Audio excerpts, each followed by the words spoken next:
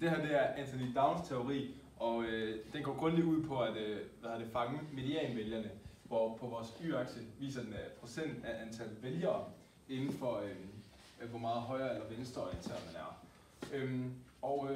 Det er så gennemsnittet, der ligger her, og medianen det ligger inden for det her felt. Så det går egentlig bare ud på fra parti til parti, der rykker deres politik til at ramme medianen, hvor der er flest vælgere at fange, og det kan være inden for alle politikken. Altså det går ud på at fange flertallet inden over medianen, fordi at hvis vi siger, at det ene parti har 50% af stemmerne, og det andet parti har de andre 50% af stemmerne, hvis de så fra gennemsnittet af samler medianvælgerne, så vil de have flertallet, og så vinder de ordet. Yes.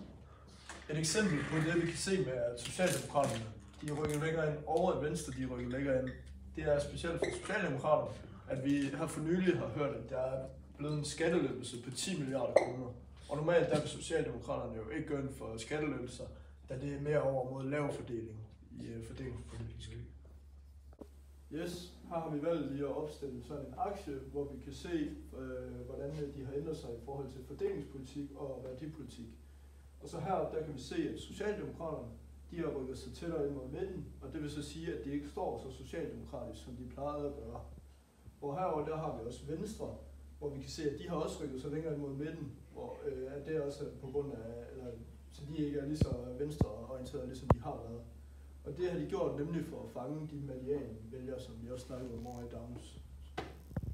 Ja, det teorien forklarer godt og mindre godt, det er for eksempel, at når partierne de går efter de samme medianvælgere, så de ændrer deres politik og ideologier, som for eksempel Socialdemokratiet har gjort ved at tage DF's udlændingepolitik.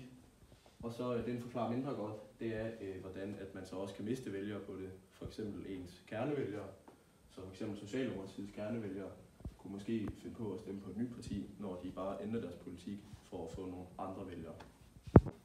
Så altså Anthony Downs teori, der beskriver altså, at partierne de ændrer deres politiske adfærd for at søge ind mod midten, for ligesom at kunne vinde alle de her medianvælgere.